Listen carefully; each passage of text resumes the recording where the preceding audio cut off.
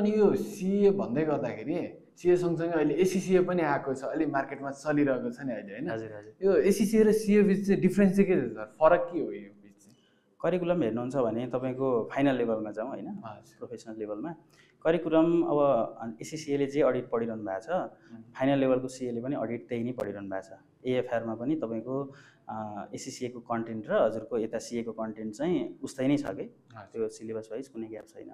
Evaluation सिस्टममा पनि मलाई नेपालको बोर्डले इभ्यालुएसन गर्ने कुरा र एसिसिए बोर्डले इभ्यालुएसन गर्ने कुरामा चाहिँ फरक लाग्दैन। बेन्चमार्क उस्तै छ, दुईटैले 50-50 ल्याएपछि पास गराउँछ होइन। त्यो हुँदाखेरि चाहिँ अब उहाँहरूको इभ्यालुएसन सिस्टम पनि तपाईँको स्ट्रिक नै छ। त्यो हुँदाखेरि मलाई कन्टेन्टको नलेज वाइज चाहिँ मलाई एसिसी र सिएमा फरक हुन्छ भन्ने एकदम लाग्दैन होइन। अब नेपालको सेक्टरमा उहाँहरूले काम गर्दाखेरि चाहिँ अलिकति नेपालको अहिले पनि हजुरले हेर्नुहुन्छ भने सिएहरूले म्याक्सिमम काम गरिरहेको कम्प्लायन्सको पार्टमा हो, चाहे त्यो ट्याक्सेसनको कम्प्लायन्स होस् या चाहिँ लिगल कम्प्लायन्स भनौँ न, चाहे त्यो कम्पनी ऐनको होस् या चाहिँ अरू धेरै कम्प्लायन्सको एरियामा काम गरिरहेका छौँ।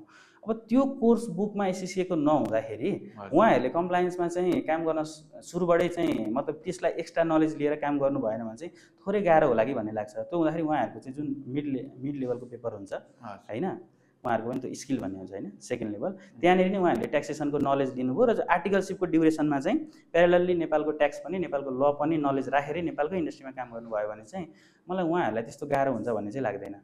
तर साइन त गर्न मिलेन नि होइन, साइन चाहिँ गर्न मिलेन, हजुरले भने जस्तो साइन चाहिँ गर्न मिलेन। अब कोर नलेज भनौँ न, जस्तै ट्याक्सेसनमा पास हुनको लागि पढ्ने कुरा र अब सर्फेसली नलेज लिनको लागि पढ्ने कुरामा पनि ग्याप चाहिँ हुन्छ है। त्यति कुरा चाहिँ हजुरले पनि एक्सेप्ट गर्नुपर्छ। त्योमा पनि उहाँहरूले मैले चाहिँ होइन यो एक्चुअल नलेज मलाई चाहिएको छ, अलिकति दुःखै गरेर पढ्छु भनेर चाहिँ ट्याक्सेसनको नलेज कि ट्याक्स र लको नलेज चाहिँ सेकेन्ड लेभलमै लिएर अनि आर्टिकलसिप जुन हामीले गर्छौँ 3 वर्ष, त्यस्तै गरी उहाँहरूले पनि 3 वर्ष गर्नुभयो भने output as a knowledge wise के दिमागमा के छ भन्ने कुरामा चाहिँ त्यति नै बौद्धिक मान्छे चाहिँ निस्किन्छ होइन। तर अब कम्प्लाइ मतलब भनौँ न अब कानुनी चाहिँ उहाँहरूले साइन गर्नु पाउनुहुन्न, त्यसको लागि त एक्स्ट्रा अरू रिक्वायरमेन्ट फुलफिल गर्नु पर्ला, तर काम गर्न सक्ने चाहिँ बौद्धिक मान्छे चाहिँ निस्किन्छ जस्तो लाग्छ है मलाई।